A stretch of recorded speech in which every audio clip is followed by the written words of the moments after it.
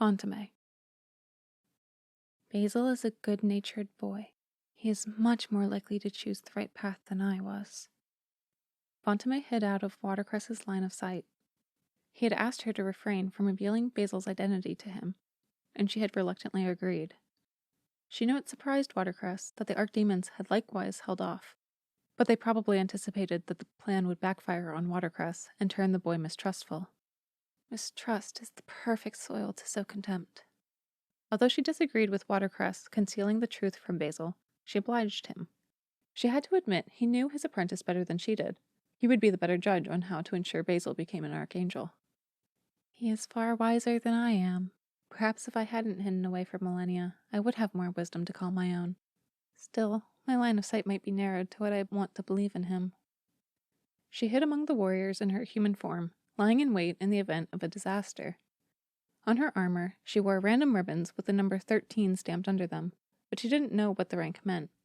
She just wanted to fit in as best she could. Vontomay spoke to no one around her, and no one saw her massive butterfly wings protruding from the armor. Not that anyone besides the sorcerers could. The other soldiers attempted to make conversation with her, but she showed no interest in doing so. They soon learned to stop trying. However, because she was a woman in armor, she automatically became an object of interest. But that wasn't important. I'm not the one who matters here. I can ignore the rude mumblings of the men. It's Basil I need to protect. Basil. I can't waste his master's rotations of hard work. Hey, pretty lady, I bet you have something nice underneath that sheet of metal. One soldier shuffled up the lines to whisper in her ear. She did not like this soldier. Repulsed, she turned around and found a poorly shaven beard caked with dust and mud, and his dull eyes were bloody with dilated capillaries. When he spoke, his tongue pressed against a single tooth to form words. If you want to take it off, I'll let you come share mine. I won't mind you rubbing against me, I promise. Leave me alone, she said. As much as she desired to act on her emotions, she kept them controlled. I want to force him to leave me alone. To knock out his last tooth and force it up his ass. Stick it into a hole he would find disagreeable. I chose to become an angel. I can't do that. If I wanted to inflict suffering, then I should have become a demon, and I didn't choose that.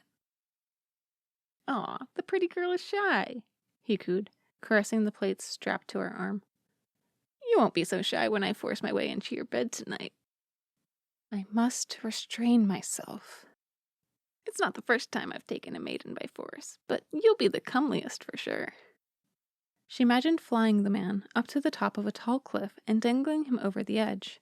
After he begged for salvation, she'd drop him to his peril. She wanted to harm him, but she had chosen to be a symbol of light and hope. She needed to do something, but not what she envisioned. Basil would be so disappointed. What would he do? Probably forgive him and move on. She closed her eyes and breathed in and out. The passionate fervor, imagining potential tortures for the man, ebbed out of her system. She needed to calm down. In theory, it was easy. Hiding away for thousands of rotations in the Blessed Lands, she had no issues controlling her desire to harm people. It was when she encountered terrible people in the flesh that she needed the restraint. So how about it? Does a night alone with T209 sound nice to you? If you want to imagine me as a D rank, I wouldn't be insulted.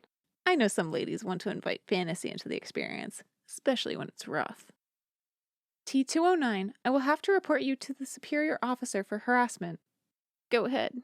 It's not like N37's gonna care. We're all on this death march together. Might as well make the most of it. Immediately, Vontomay located the alleged superior officer named N37. Sir, I have been harassed by a fellow soldier. His rank is T209. You probably brought it on yourself. N37 measured her. His hard eyes lingered on her breastplate. Excuse me? I did nothing of the sort.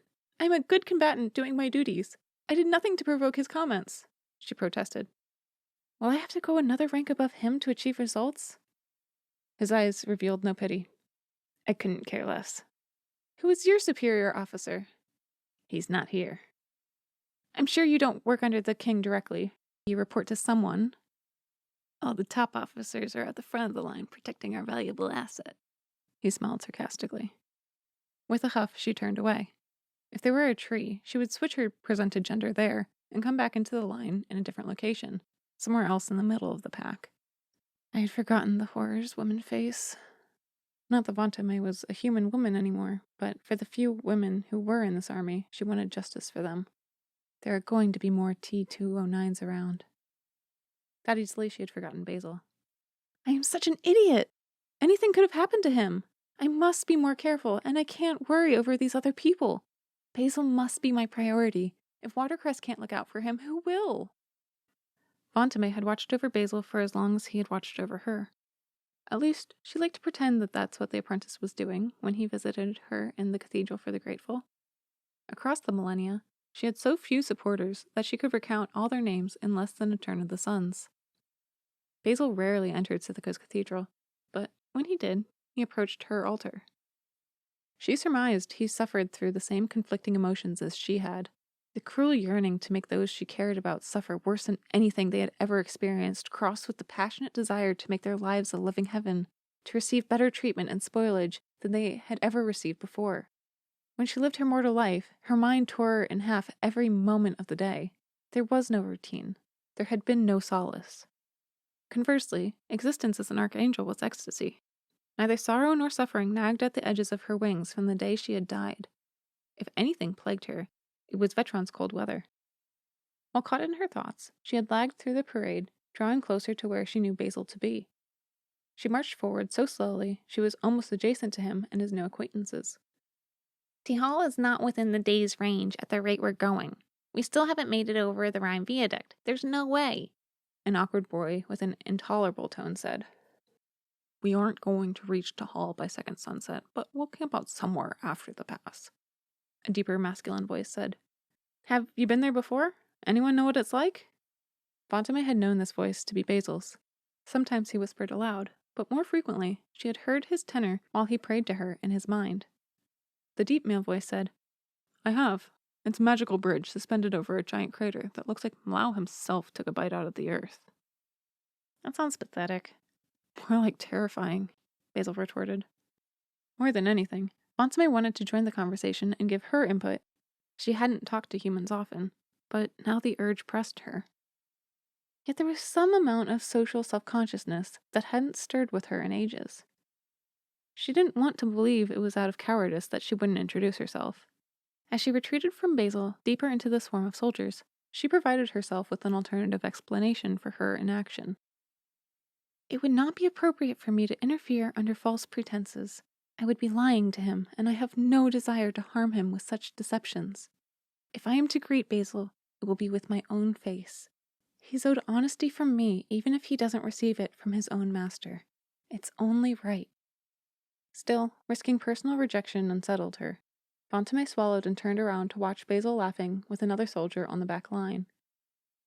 Perhaps I'll introduce myself later.